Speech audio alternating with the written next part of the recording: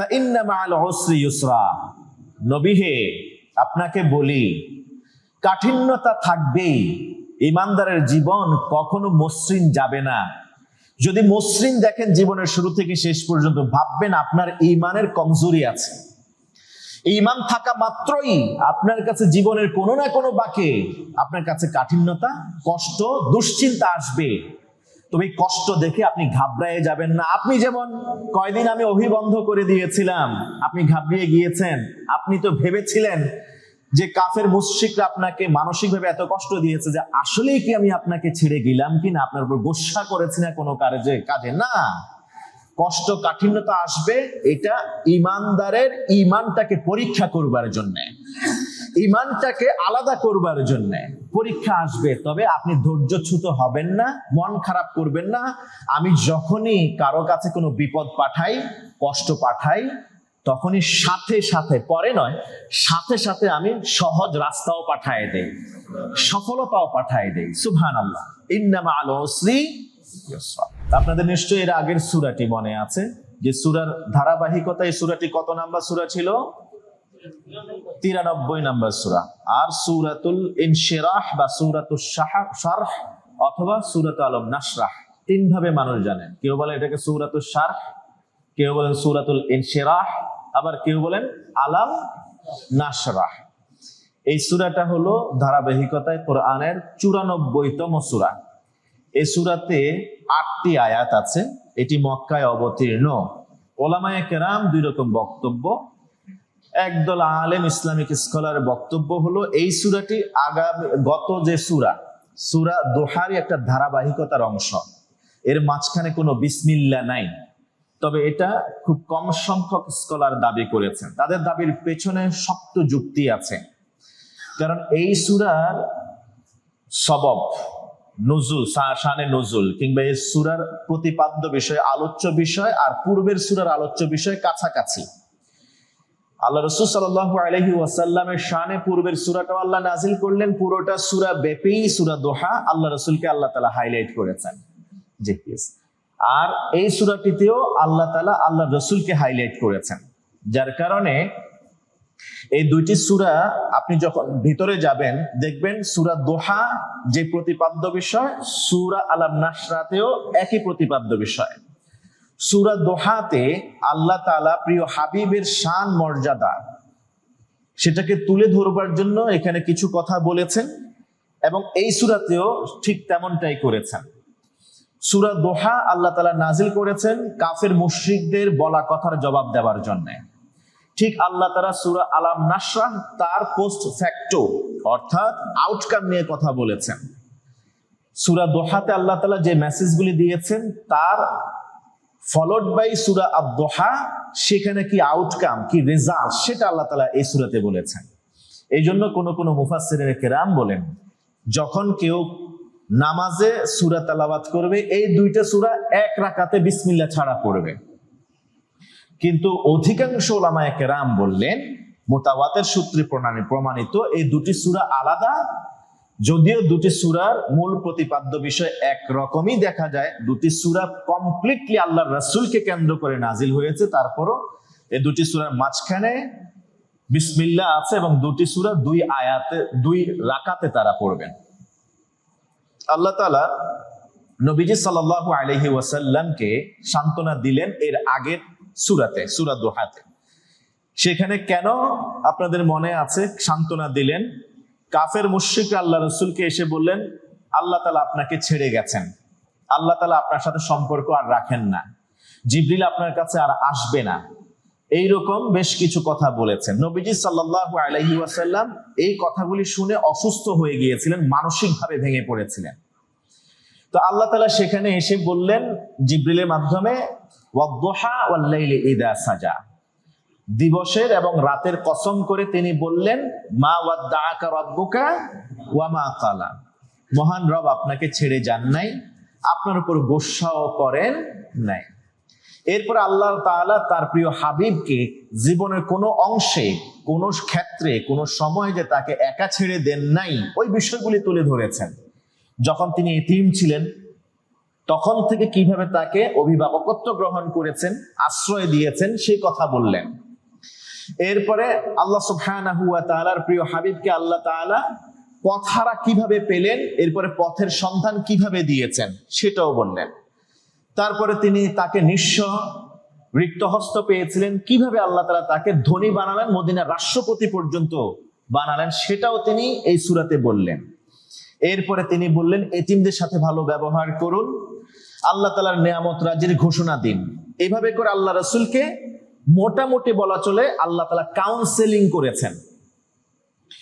ওই অবস্থা থেকে বের করে নিয়ে আসার জন্য একটা পরামর্শ আল্লাহ দিয়েছেন এবং ভালো কিছু কথা শোনানোর পরে এরপর আল্লাহ বলছেন আলাম নাশরাহ লাকা সাদরাক। ওই সূরা নাজিল হওয়ার পর সূরা দোহা, আল্লাহ রাসূল সাল্লাল্লাহু আলাইহি ওয়াসাল্লাম খুশি হলেন। এতদিন পর্যন্ত তার উপরে যত তোহমত ছিল, যত অপবাদ ছিল, যত কষ্টকর ইঙ্গিতপূর্ণ কথাগুলি ছিল, আল্লাহ রাসূল সেগুলো নিতে পারতেন না।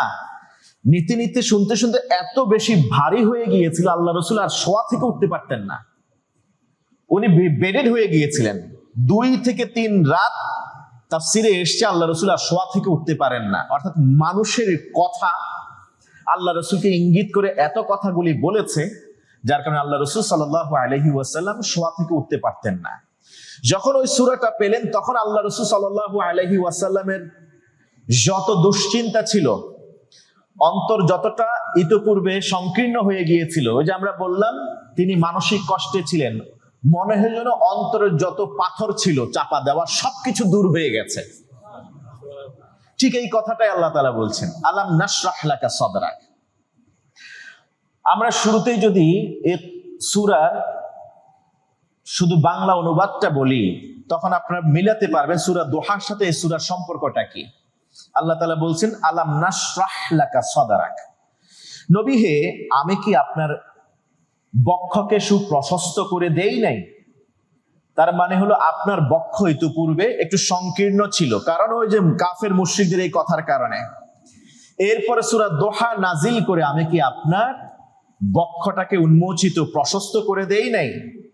কি দিয়ে প্রশস্ত করেছেন, বক্ষটাকে কিভাবে আল্লাহ তাআলা সুন্দর করেছেন, এটা নিয়ে আমরা তাফসিরে কথা বলবো ইনশাআল্লাহ তাআলা।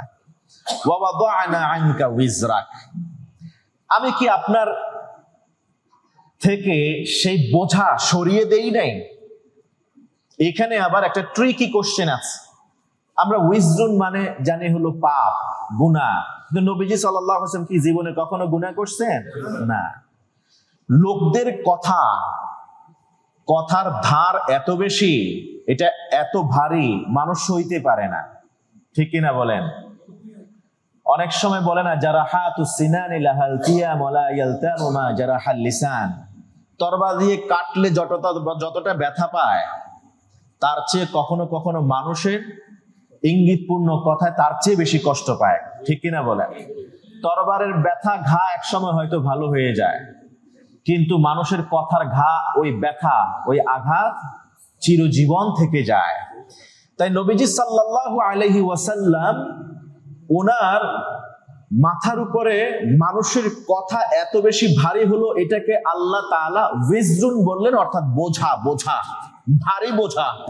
আল্লাহ বললেন ওয়া ওয়াদা'না আনকা, আমি আপনার থেকে অপসারণ করেছি উইজরাক, আপনার উপরে যত ভারী বোঝা ছিল সবকিছু নামিয়ে দিয়েছে। সুবহানাল্লাহ। আল্লাযী আনকাযা যাহরাক, ওই ভারী বোঝা কতটা ওয়েট ছিল, এবার আল্লাহ এই আয়াতে বলতেছেন আল্লাযী আনকাযা যাহরাক, ওই বোঝা এত ভারী ছিল মনে হচ্ছিল যেন আপনার পিঠটাকে ভেঙে ফেলবে, এমন অবস্থা। ধরেন একজন কৃষক, তার সক্ষমতা হলো 1 মণ ধান মাথায় নিতে পারে, তাকে যদি 5 মণ ধান ঘাড়ের উপরে চাপায়া দেয়, এটা এমন হয় কি সোজা থেকে বাঁকা হয়ে যায়, ঠিক কিনা বলেন? মনে হয় যেন ভার ভেঙে যায়, মেরুদণ্ড বাঁকা হয়ে যায়, ভেঙে যায়। ঠিক এই কথাটাই আল্লাহ বললেন, বোঝাটা যেন তেন বোঝা ছিল না নবীজির। আল্লাহ সেটাকে অ্যাকনলেজ করেছেন। দেখেন আল্লাহ তাআলা মানুষের অন্তরের কথা জানেন। কাফের মুশরিকরা নবীজিকে কথা দিয়ে এত কষ্ট দিয়েছে, বাহ্যিকভাবে ক্ষতি করতে পারতো না, আঘাত করতে পারতো না, কারণ হামজা ইবনে আব্দুল মুত্তালিব ছিলেন। হামজা রাদিয়াল্লাহু তাআলা আনহু ছিলেন নবীজির চাচা, ব্যাঘ্রের মতো। আবু তালেব ছিলেন নবীজির চাচা। এই দুইজনের কারণে বাহিরে কেউ আল্লাহর রাসূলকে আঘাত দিতে পারতো না, কিন্তু কথা দিয়ে আঘাত করত। তো বাহ্যিক আঘাতের চেয়ে, মায়ের ধৈর্যের চেয়েও ওই যে কথার আঘাতটা আল্লাহ রাসূল বেশি কষ্ট পাচ্ছিলেন, বিধায় তিনি অসুস্থ হয়ে গেছিলেন। তো এখানে আল্লাহ বলছেন আপনার মাথার উপরে বোঝা এত বেশি ভারী ছিল যেন আপনার পিঠের মেরুদণ্ডটাই যেন ভেঙে যাচ্ছিল, এই অবস্থা হয়েছে। ওই অবস্থা থেকে আমি আপনাকে পরিত্রাণ দিয়েছি। এরপর আল্লাহ বলেন ওয়ারাফা'না লাকা যিকরাক, যারা আপনার বিরোধিতা করে আপনার সুনাম সুখ্যাতি নষ্ট করতে চেয়েছিল, আদতে তারা সফল হয় নাই। কারণ আমি আল্লাহ তাআলা আপনার উচ্চারণ, আপনার নামের উচ্চারণটাকে আমি এটাকে অনেক বুলন্দ করেছি। সুবহানাল্লাহ, আমি এটা সুমহান করেছি। যে যারা চেয়েছিল আপনার নামটা মুছে দিতে, তারা বলেছিল আপনার সাথে আমার কোনো সম্পর্ক নাই, আমি আপনার উপর গোস্বা করেছি, আপনাকে ছেড়ে দিয়েছি।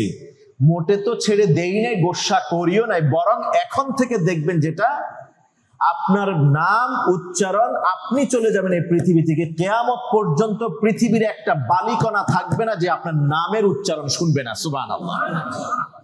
ওয়ারাফা'না লাকা যিকরাক ফাইন্না মা'আল উসরি ইউসরা, নবী হে আপনাকে বলি কাঠিন্যতা থাকবেই, ঈমানদারের জীবন কখনো মসৃণ যাবে না। যদি মসৃণ দেখেন জীবনের শুরু থেকে শেষ পর্যন্ত, ভাববেন আপনার ঈমানের কমজোরি আছে। ঈমান থাকা মাত্রই আপনার কাছে জীবনের কোনো না কোনো বাঁকে আপনার কাছে কাঠিন্যতা, কষ্ট, দুশ্চিন্তা আসবে। তবে এই কষ্ট দেখে আপনি ঘাবড়ায় যাবেন না। আপনি যেমন কয়দিন আমি অভিবন্ধ করে দিয়েছিলাম, আপনি ঘাবড়িয়ে গিয়েছেন। আপনি তো ভেবেছিলেন যে কাফের মুশরিকরা আপনাকে মানসিকভাবে এত কষ্ট দিয়েছে যে আসলেই কি আমি আপনাকে ছেড়ে গেলাম কিনা, আপনার উপর গোস্বা করেছি না কোনো কাজে না। কষ্ট, কাঠিন্যতা আসবে, এটা ঈমানদারের ঈমানটাকে পরীক্ষা করবার জন্য, ঈমানটাকে আলাদা করবার জন্য পরীক্ষা আসবে। তবে আপনি ধৈর্যচ্যুত হবেন না, মন খারাপ করবেন না। আমি যখনই কারো কাছে কোনো বিপদ পাঠাই, কষ্ট পাঠাই, তখনই সাথে সাথে, পরে নয়, সাথে সাথে আমি সহজ রাস্তাও পাঠায় দেই, সফলতাও পাঠায় দেই। সুবহানাল্লাহ। ইন্না মা'আল উসরি ইউসরা। একই কথা আল্লাহ তাআলা পরপর দুই আয়াতে কেন বললেন, এই বিষয়ে আমরা তাফসীর যখন করব তখন বলবো ইনশাআল্লাহ তাআলা। ফাইদা ফারাগতা ফানসাব, অতএব নবী হে আপনি যখনই আপনার দুনিয়াবি কাজ শেষ করবেন, দাওয়াতি কাজ শেষ করবেন, রেগুলার আপনার অ্যাসাইনমেন্ট শেষ করবেন, মনে করবেন না যে না সব শেষ হয়ে গেছে। অবসর সময় বলতে কিছু রাখবেন না জীবনে, কারণ এই জীবনে অবসর, এই পৃথিবীতে অবসর নেওয়ার কোনো সময়ই নেই। সুবহানাল্লাহ বলেন না। অনেকে মনে করে রিটায়ারমেন্টে যাওয়ার পর থেকে আমার আর কোনো কাজ নাই, আমি বুড়ো হয়ে গেছি। মূলত তখন আসল কাজ শুরু হওয়ার কথা, আসল সময় শুরু হয় তখন। ঈমানদারের জীবনে অবসর সময় বলতে কোনো সময় নাই। ঈমানদারের জীবনের প্রতিটা মুহূর্তই গুরুত্বপূর্ণ। হাশরের ময়দানে প্রশ্ন করা হবে দুইটা জীবন সম্পর্কে, সম্পদ সম্পর্কে দুইটা। জীবন সম্পর্কে যে দুইটা প্রশ্ন করা হবে, একটা হলো শুধু যৌবনকাল নিয়ে, জীবনের গোল্ডেন টাইম নিয়ে, আর একটা হলো জন্মের পর থেকে মৃত্যুর আগ পর্যন্ত পুরোটা সময় কোন পথে ব্যয় করছে। সুবহানাল্লাহ। তাহলে এই যে দুইটা প্রশ্নের জবাব আমাকে আপনাকে সবাইকে দিতে হবে। যদি শুধু যৌবনকালের হিসাব দেওয়া লাগতো তাহলে আল্লাহ তাআলা পুরো জীবনের হিসাব নিতেন না। যৌবনকালের আলাদা হিসাব হবে এবং সারা জীবনের হিসাব নেওয়া হবে। যেহেতু সারা জীবনের হিসাব নেওয়া হবে, অতএব ঈমানদারের অবসর যাপন করার মতো, হেলায় খেলায় নষ্ট করার মতো কোনো সময়, একটা কাজ শেষ হওয়ার পরেই আল্লাহর দিকে ফিরে আসতে হবে। ফাইদা ফারাগতা, যখন আপনি অবসর হবেন কোনো একটা অ্যাসাইনমেন্ট থেকে, রেগুলার কাজ থেকে, ফানসাব, আরেকটা কাজের মধ্যে আপনি লেগে পড়বেন। সুবহানাল্লাহ। কারণ কি, আপনি যদি ওহির কাজের মধ্যে থাকতেন, দাওয়াতের মধ্যেই সবসময় থাকতেন, কাফের মুশরিকদের এসব কথা আপনার কানে আসতোই না। আপনি তো ভাবছেন যে না, ওহি বন্ধ হয়ে গেছে মানে হচ্ছে এখন আমার কোনো কাজ নাই, জিবরিল যেহেতু আসতেছে না, নতুন ওহি আসতেছে না, অতএব একটু অপেক্ষা করি, এত সব লোক এত কথা বলতেছে ইঙ্গিতপূর্ণ ভাবে, অতএব মনে হয় কিছু একটা হয়েছে। আপনি যদি দাওয়াতের মধ্যে রেগুলার থাকতেন, কোনো অবসর সময় আপনি ছাড়তেন না, তাহলে এই বোঝা, এই কষ্ট, এই কানাকানি, এগুলি আপনাকে কোনো প্রভাব ফেলতে পারতো না। সুবহানাল্লাহ। ওই জন্য অলস মস্তিষ্ক শয়তানের কারখানা। যে দেখবেন অলস বসে থাকে, তার দেখবেন চারদিক থেকে কত পেরেশানি, কত চিন্তা, কত দুশ্চিন্তা তার মাথায় চেপে বসে, কল্পনাও করা যায় না। এই জন্য ইমানদারের কোনো অবসর সময় নাই। ইমানদার সব সময় লেগে থাকবে কাজের মধ্যে। ওয়া ইলা রাব্বিকা ফারগাব, এবং আপনি মনোনিবেশ করবেন আপনার রবের দিকে। সুবহানাল্লাহ। দুনিয়াবি কাজগুলি আপনি করবেন, সফলতার জন্য সর্বোচ্চ অ্যাকিউরেসি দিয়ে করবেন, প্রফেশনালি করবেন, ফাইন টিউনিং এর মাধ্যমে আপনি শেষ করতে চেষ্টা করবেন। কিন্তু যখন রবের ইবাদতে আসবেন, রবকে স্মরণ করতে আসবেন, পরিপূর্ণ মনোনিবেশ আপনি সেখানে সেট করে দিবেন। আমরা দুনিয়াবি কাজগুলি খুব গুরুত্ব দিয়ে করি, কিন্তু আল্লাহকে ডাকার সময় আসলে তখন আর গুরুত্ব দেই না, বরং দুনিয়া মসজিদে নিয়ে আসি, দুনিয়া নামাজে নিয়ে দাঁড়াই। আছে কিনা? নাই এরকম। দোকান সাইটটা হিসাব মিলে না, এখন সে বলছে না, হিসাব মিলাইতে হলে নামাজে দাঁড়ান লাগবে, কারণ ইতোপূর্বে এরকম বহুত অভিজ্ঞতা আছে, নামাজে দাঁড়াইছে আর হিসাব মিলে গেছে। এখন আল্লাহু আকবার করে ইক্তাদাইতু বিহাজাল ইমাম বলে তো ইমামের উপরে ছেড়ে দিছেন। নামাজে দাঁড়ানোর পরে যা হবে ইমামের উপর দিয়ে যাইবে। আমার নামাজ ঠিক আছে, আমার দায়িত্ব কি এখানে চুপ করে দাঁড়ায় থাকবো? না, দোকানিটার হিসাব বাইর করি। ওইটার কি হয়েছে, ওই মেয়ে বিদেশ কি করতেছে, ছেলের পড়াশোনার কি হয়েছে, আগামীকাল চাকরিতে কি হবে, বাসায় যাওয়ার পরে কি হবে, এখান থেকে বের হব কখন, লোক দাঁড়ায় থাকবে, কোন রাস্তা দিয়ে যাব। আছে না এরকম? মহান রব বললেন যে না, দুনিয়াবি কাজ আপনি করার পরে যখন অবসর সময়ে আল্লাহর দিকে ফিরে আসবেন, তখন পরিপূর্ণ মনোনিবেশ নিয়ে একাগ্র চিত্তে তখন আল্লাহর কাছে ফিরে আসবেন। তখন দেখবেন সুকুন নাজিল হচ্ছে, আপনার অন্তরে প্রশান্তি আসছে।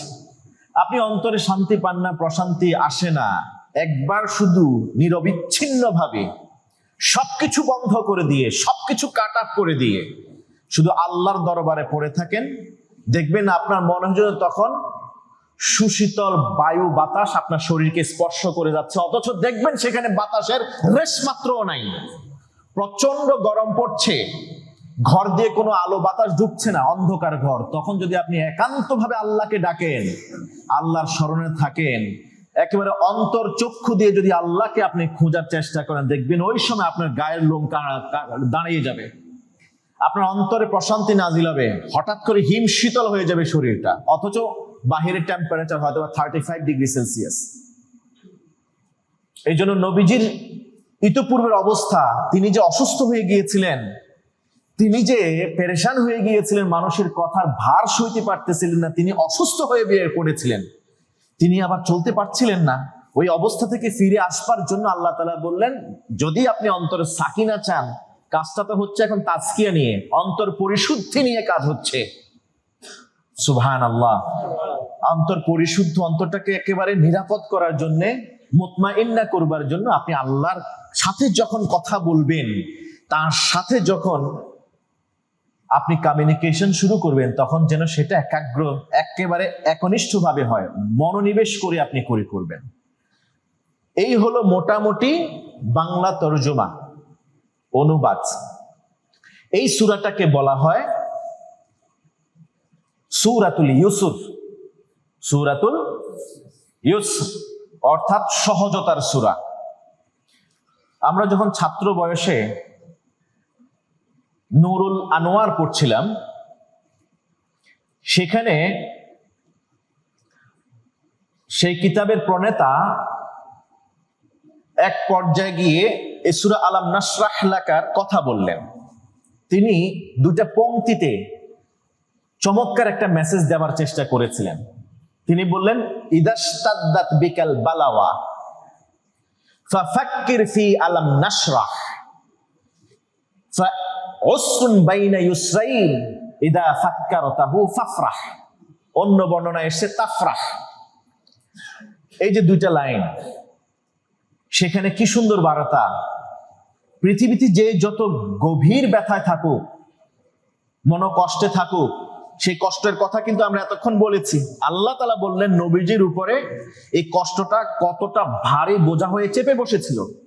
এতটা ভার হয়েছিল নবীজি সোজা হয়ে চলতে পারতেন না, এত বোঝা মনে হয়েছিল যে পিঠের মেরুদণ্ড ভেঙে যাবে। আল্লাযী আনকাযা যাহরাক, এর চেয়ে কষ্ট আর কি হতে পারে? এর চেয়েও যদি বড় কোনো কষ্ট মানুষের উপরে চেপে বসে, সেটা দুনিয়াবি হতে পারে, আর্থিক হতে পারে, পারিবারিক হতে পারে, ব্যক্তিগত হতে পারে, সামাজিক রাষ্ট্রীয় হতে পারে, কিংবা সেটা আত্মিক হতে পারে। যে কোনো ধরনের কষ্টে যদি মানুষ থাকে, বললেন ইদাস্তাদ্দাত বিকাল বালাওয়া, যদি সেই বিপদ আপদটা এত মারাত্মক ভাবে আসে, ফাফাক্কির ফি আলাম নাশরাহ, তখন তোমার কাজ হলো আলাম নাশরাহ পড়তে শুরু করো। সুবহানাল্লাহ বলে। কি পড়বে? আলাম নাশরাহ লাক ফাউসরুন বাইনা ইউসরাইন। কারণ আল্লাহ তাআলা এখানে একই কথা 8টা আয়াতের মধ্যে একটা কথা দুইবার বলছেন। 2 আয়াত কি? ইন্না মাআল উসরি ফাইন্না মাআল উসরি, দুইবার বলছেন না? এখানে ইন্না মাআল উসরি ইউসরা, কারণ এখানে বলা আছে একটা কাঠিন্যতার সাথে দুটা সহজতা, একটা কাঠিন্যতার সাথে একটা কষ্টের সাথে দুটা সুখ। এটা কিভাবে? আল উসরুন, উসরুন এটা মারিফা, আলিফ লাম দিয়ে আসে। আলেম ওলামারা এটা ভালো বুঝবেন। এই আলিফ লামে ইস্তিগরাকি, অর্থাৎ যখন কোনো শব্দের সাথে আলিফ লাম আসে তখন এই আলিফ লামে দুইটা মিনিং দেয়। একটা হলো এটা ডেফিনিট করে দেয়, নির্দিষ্ট করে দেয়, আর একটা হলো এটা পরিপূর্ণ, এর বাইরে আর কিছু থাকে না। ইস্তিগরাকি অর্থাৎ এই সংক্রান্ত যা কিছু আছে সব এই শব্দের ভিতরে আছে। অর্থাৎ কষ্ট যত ধরনের হোক, সব কষ্ট একটা ধরা হবে, আর কষ্টটা নির্ধারিত একটাই হবে। আর ইউসরুন শব্দটা নাকেরা, এটা ইনডিফিনিট। এখানে নাকেরা দুইবার বলা হয়েছে দুইটি আয়াতে, এই জন্য সহজতা সফলতা দুইটা হবে, ডাবল হবে, আর কাঠিন্যতা হবে সিঙ্গেল। কাঠিন্যতা সব দুনিয়ার সব কষ্ট যদি একজনকে দেওয়া হয়, আই রিপিট, এই পৃথিবীতে সবার কষ্ট যদি একসাথে এক জায়গায় করে শুধু আপনার ঘাড়ের উপরে দেওয়া হয়, আর আপনার মুক্তির জন্য একটা সূরাই যথেষ্ট, এবং সেই মুক্তিটা ডাবল ওয়েতে আসবে। পথ যদি কঠিন হয় একটা, আপনার জন্য পথ উন্মুক্ত সহজ হবে আরো দুইটা, এবং এটা একটার পরে একটা নয়, বরং সাইড বাই সাইড, পাশাপাশি। এই জন্য মুফাসসিরিনে কেরাম, আমরা যখন তাফসীর করতে যাব শুনবেন, মুফাসসিরিনে কেরাম বলছেন যদি কেউ কঠিন গুহার ভিতরে যায়, সেখানে যদি কঠিন গুহার ভিতরে একটা সাপ অথবা বিচ্ছু সেখানে তাকে দংশন করতে যায়, একটা কাঠিন্যতা, একটা কষ্ট, ওই বিচ্ছুর দংশন থেকে বাঁচার জন্য গহীন গুহার ভিতরে তার সফলতার জন্য, মুক্তির জন্য দুইটা পথ উন্মুক্ত থাকে। সুবহানাল্লাহ। তার মানে হলো ঈমানদার তার জীবনে পা যখন যেখানে ফেলবে, খেয়াল রাখতে হবে তার জীবনে কাঠিন্যতা, কষ্ট, বিপদ আসবে। বিপদে নিজে গা ভাসায় দিয়ে নিজের বিপদের কাছে সারেন্ডার করবে না, কারণ আল্লাহর উপরে বিশ্বাস রাখতে হবে। এই বিপদ থেকে বাঁচার জন্য তার দুইটা পথ আল্লাহ তাআলা বাই ডিফল্ট তার জন্য খুলে রেখেছেন, শুধু আপনাকে সেটা তালাশ করতে হবে, আল্লাহর কাছ থেকে চাইতে হবে। যখন চাইবেন একান্ত মন নিয়ে, সর্বোচ্চ মনের গহীন থেকে আল্লাহর কাছে চাইবেন ইখলাসের সাথে, তখন ওই দুইটা পথ খুলে যাবে।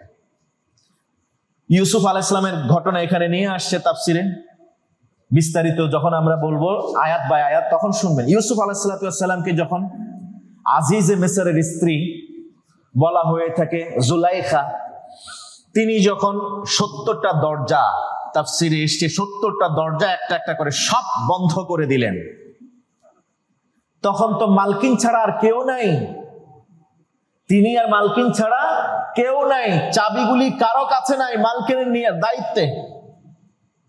ওই সময় তিনি বললেন, ইন্নী যাহিবুন ইলা রাব্বি সায়াহদিন, আমি আমার রবের কাছে দৌড়াইলাম। ইন্না রাব্বি আহসানা মাসওয়াই, আমি আমার রবের কাছে রওনা করলাম, আমার রব আমাকে সর্বোচ্চ আশ্রয় দিবেন। সুবহানাল্লাহ। তিনি জানতেন যে দৌড় দিলে সামনে দরজা লক করা, এরপরে যেতে যেতে আরো 69টা দরজা, সবকটা দরজা বন্ধ, কিন্তু সর্বোচ্চ ইখলাসের সাথে ওই 70টা দরজার ভিতরে গিয়েও তিনি আশা হারান নাই। সুবহানাল্লাহ বলেন। আশা হারান নাই, আশাহত হন নাই, কিছু মাত্র সময়ের জন্য বিচলিত হন নাই। তিনি দৌড় দিলেন, সাথে সাথে প্রত্যেকটা দরজা টপ টপ করে খুলে গেছে। সুবহানাল্লাহ। খুলে দিয়েছেন কে? জন্য আপনি যেখানে যাবেন বিপদ সেখানে থাকবে, আর বিপদ থেকে বাঁচার জন্য সিঙ্গেল ওয়ে আউট নয়, এক্সিট নয়, ডাবল এক্সিট থাকবে। এটা কার ঘোষণা? এই জন্য এই সূরাটাকে বলা হয় সূরাতুল ইউসুফ, সূরাতুল সহজতার সূরা। যখন কোনো মানুষ ফাউসুন বাইনা ইউসরাইন, কাঠিন্যতায় পড়বে, সে জ্ঞান করবে যে আল্লাহ তাআলা এই বিপদ দিয়েছে, বিপদ থাকবে না। এই বিপদ সাথে সাথে দুইটা মুক্তির পথ আছে।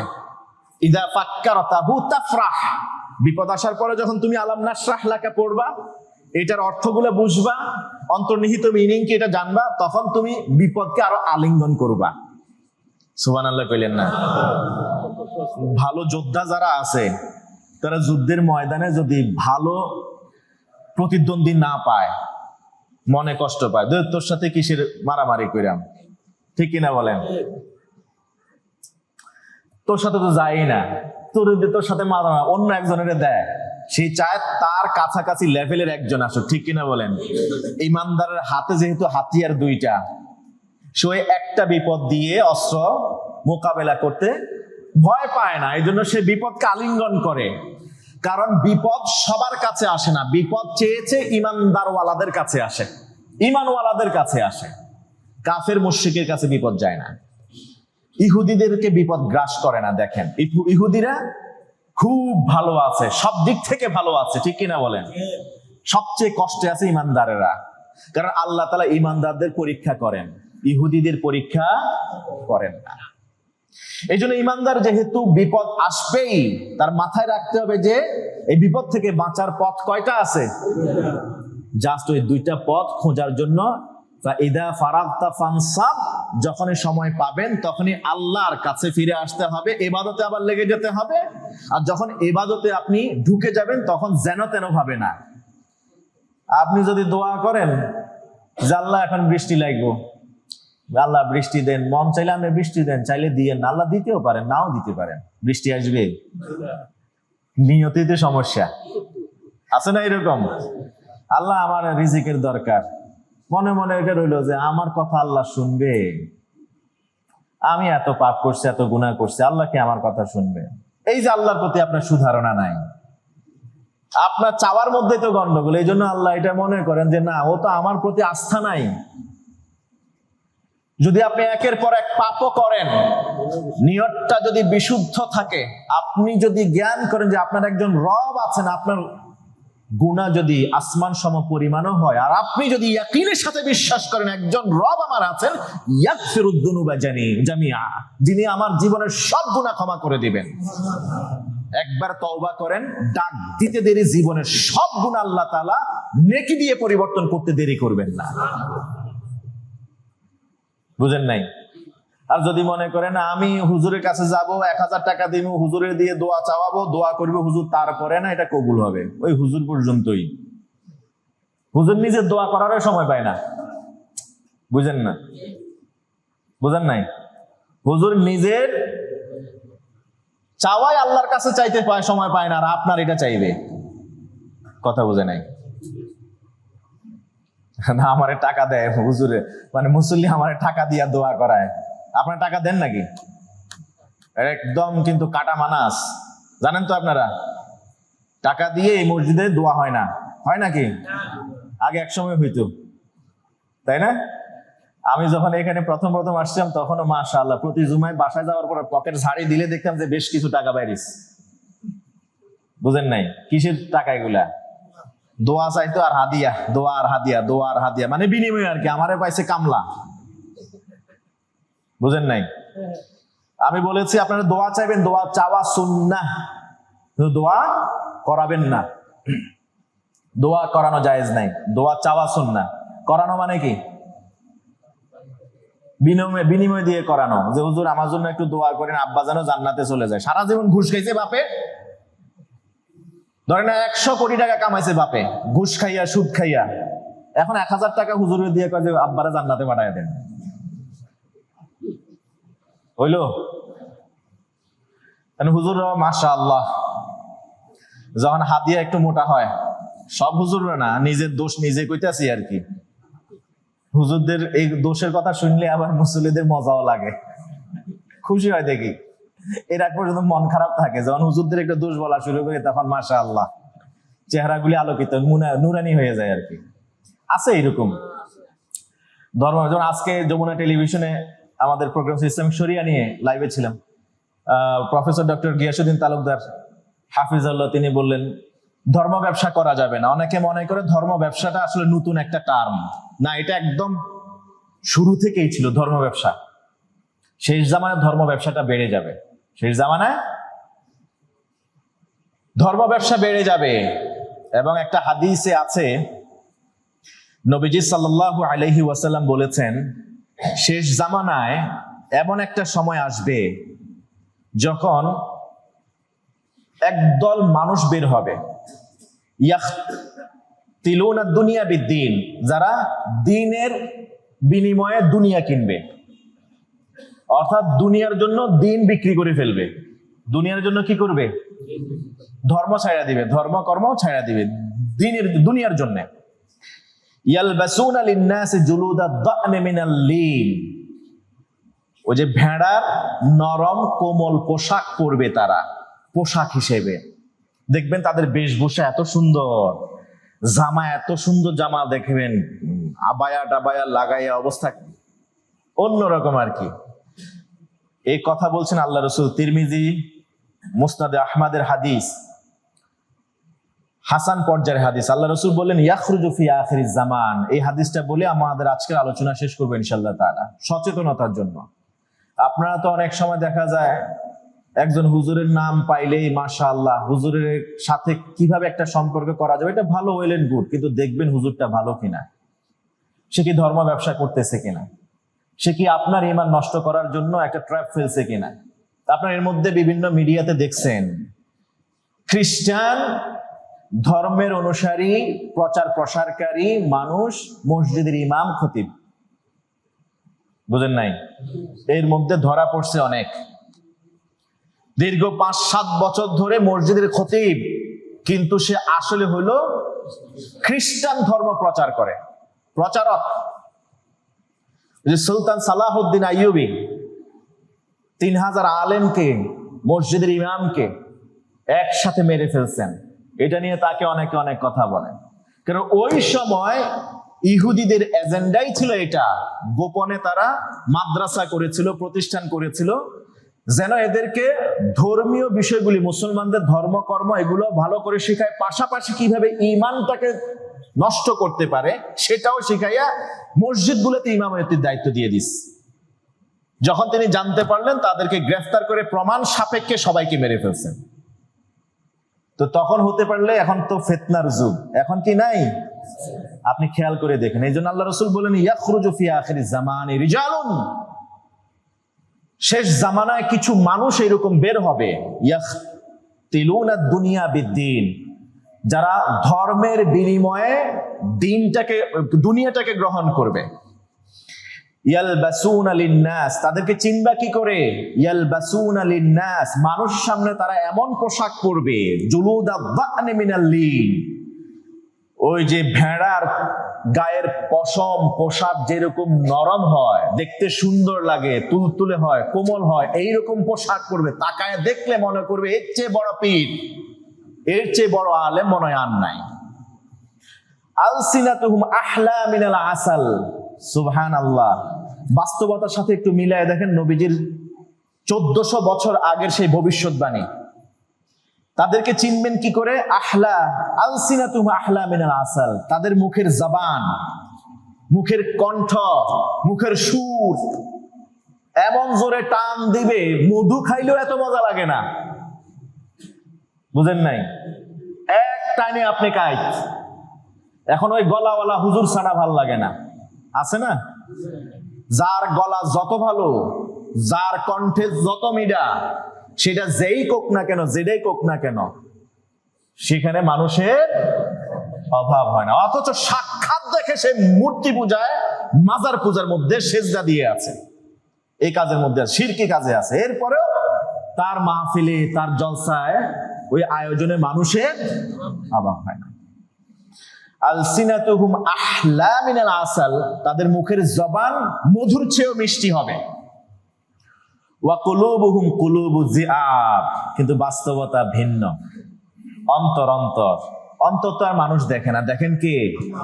আমি নিজে আমার অন্তর দেখি না, দেখি নাকি? আপনারা নিজেরা আপনাদের অন্তর জানেন নাকি? জানেন কে?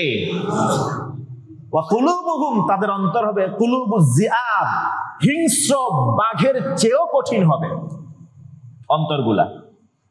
আর কোনো অমুসলিমও যদি কোনো মুসলমানের কাছে কোনো হাদিয়া নিয়েও আসে, দেখা করতে আসে, নবীজির সাথে আসছে না, রেশমি পোশাক পরা জায়েজ নাই।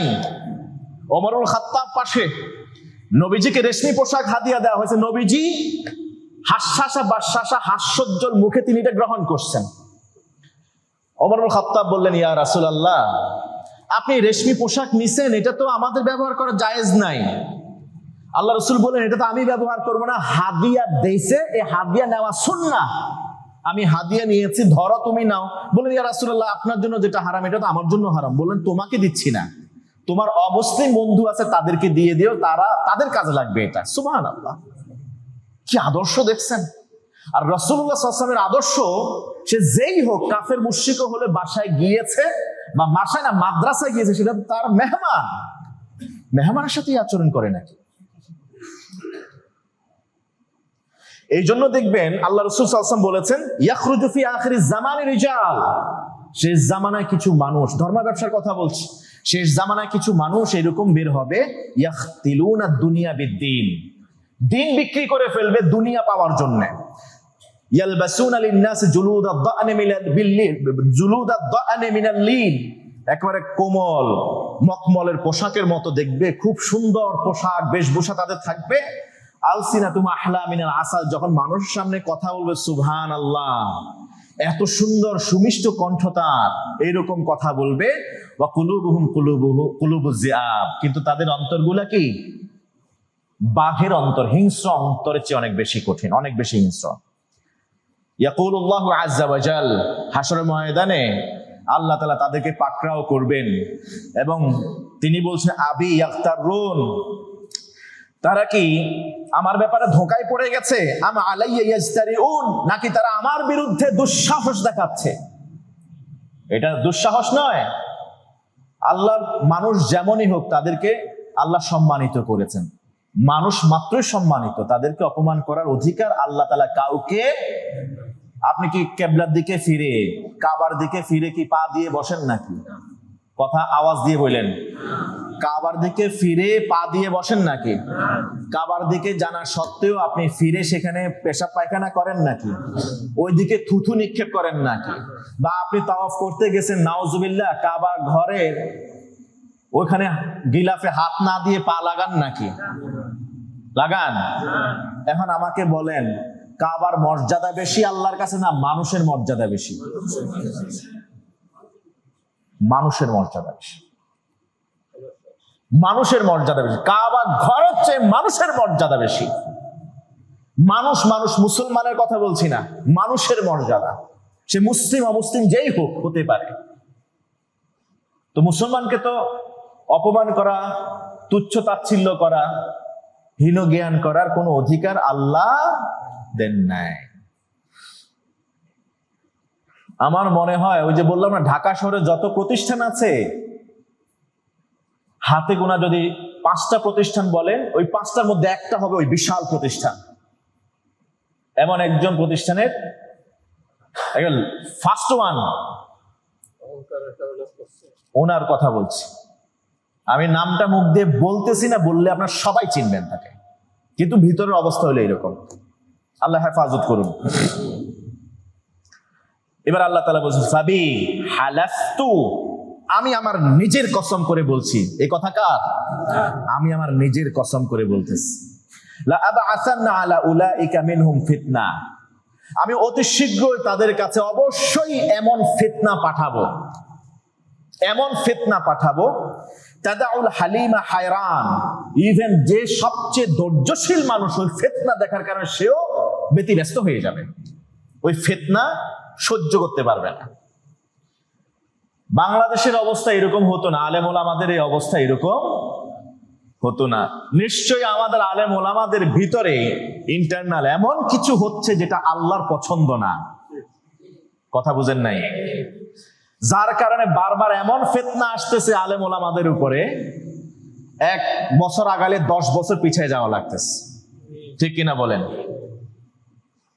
আমরা তো সব সময় শুধুমাত্র সাধারণ মুসল্লিদেরকে ওয়াজ করি, মাঝে মাঝে ওয়াজগুলি নিজেদেরও করা দরকার, নিজেদের পরিশুদ্ধির জন্য। আল্লাহ তাআলা আমাদেরকে হেফাজত করুন। সাধারণ মুসল্লিদের চেয়ে আমাদের আলেমদের হিসাব হবে বেশি। সাধারণ কোনো মুসল্লিকে সবার আগে তাকে দিয়ে জাহান্নাম উদ্বোধন করবেন, এইরকম কোনো বর্ণনা আমি পাই না হাদিসে। জাহান্নাম উদ্বোধন করবেন আল্লাহ তাআলা আলেমকে দিয়ে। কথা বুঝেন নাই? এরকম নিকৃষ্ট হওয়ার কথা, সার্টিফিকেট কথা আল্লাহ রাসূল সাধারণ মুসল্লিদেরকে বলেন না, সাধারণ মানুষদের কথা বলেন না, যেটা বলছেন আলেমদের। ইন্না শাররা শিরারে শিরারুল উলামা, নিঃসন্দেহে সবচেয়ে নিকৃষ্ট মানুষও হলো আলেমরা। তবে সব আলেম না। এতক্ষণ পর্যন্ত যত কথা বলছে আপনারা ভাইবেন না যে সব আলেম এরকম। হাতে গোনা কয়েকজন, হাতে গোনা কয়েকজন। ওই হাতে গোনা কয়েকজনের কারণেই আল্লাহ যখন গোসা করেন তখন সবার উপরে বিপদ আসে। ঠিক কিনা বলেন? ওই যে মূসা আলাইহিস সালাম, নবীরা মাসুম, কিন্তু নবী মূসা আলাইহিস সালাম যখন গাছের নিচে আরাম ফরমাচ্ছিলেন তখন এক পিঁপড়া এসে কি করছে? মা কথা কয় না, পিঁপড়া এসে কামড় দিছে। তখন তিনি কি করছেন? অনেকগুলো না, সবগুলারে মেরে ফেলছে। অপরাধ করছে কয়জন? নাকি সবাই? নাকি বেশিরভাগ? ওই একজন অপরাধ করার কারণে নিষ্পাপ নিরপরাধ সব কে? পিঁপড়া। এইটাকে ইস্যু করে মূসা আলাইহিস কাছে যখন হাসরের ময়দানে তার উম্মতরা যাবে, আমাদের জন্য আল্লাহর কাছে সুপারিশ করেন, তখন তিনি বলবেন আজকে আমি সুপারিশ করতে পারবো না। তার ওই স্মৃতির কথা মনে পড়বে। পৃথিবীতে যে একটা পিঁপড়া অপরাধ করছে বিনা অপরাধে, বাকি সব পিঁপড়ারে যে আমি মাইরা ফেলাইছি, আজকে যদি আমি সুপারিশ করতে চাই যে আল্লাহ এটার জন্য আমারে ধরে, বুঝেন নাই? এই জন্য সব আলেম অপরাধী না। আলেমরা ওয়ারাসাতুল আম্বিয়া, নবীদের উত্তরাধিকার। যারা আলেমদেরকে তুচ্ছ তাচ্ছিল্য করে, তাদেরকে কষ্ট দেয়, খোদ আল্লাহর রাসূলকে কষ্ট দেয়া হয়। আল্লাহ রাসূলকে কষ্ট দিলে যেমনি ভাবে জীবনের সব কবুলযোগ্য আমল বরবাদ হয়ে যায়, ঠিক তেমনি ভাবে সত্যিকারের ওয়ারাসাতুল আম্বিয়াদেরকে যদি কেউ কষ্ট দেয়, তার জীবনের আমল নামও আল্লাহ তাআলা বাদ করে দেন, ধ্বংস করে দেন। এই জন্য আলেমদের, সত্যিকার আলেম চিনবেন, চিনে তারপরে তাদের সাথে মিশবেন, আলেমদের কাছে যাবেন, তাদের কাছ থেকে দিন শিখবেন, তাদের সাহচর্যে থাকবেন। যতক্ষণ তাদের কাছে থাকবেন ততক্ষণ আপনি মনে রাখবেন নিজে নিরাপদ থাকবেন ফিতনা থেকে। আল্লাহ তাআলা বুঝার তৌফিক দান করুন। আমরা বলছি ধর্ম ব্যবসা এটা নতুন কোনো টার্ম না। এই যে ১৫০০ বছর আগে আল্লাহ রাসূল এই ধর্ম ব্যবসা নিয়ে কথা বলে গেছেন না? এটা আজকে এই ১বিংশ শতাব্দীর কথা না, এটা ১৫০০ বছর আগে আল্লাহ রাসূল এই ধর্ম ব্যবসার কথা বলে তিনি সচেতন করে গেছেন। এই জন্য সাবধান হইতে হবে। আমরা বলছি দোয়া আপনারা চাইবেন, দোয়া করাবেন না। আল্লাহ তাআলা বুঝার তৌফিক দান করুন। সুবহানাকাল্লাহুম্মা বিহামদিক আশহাদু আল্লা ইলাহা ইল্লা আনত আস্তাগফিরুকা ওয়া আতুবু ইলাইক। ওয়াসসালামু আলাইকুম ওয়া রাহমাতুল্লাহি ওয়া বারাকাতুহু।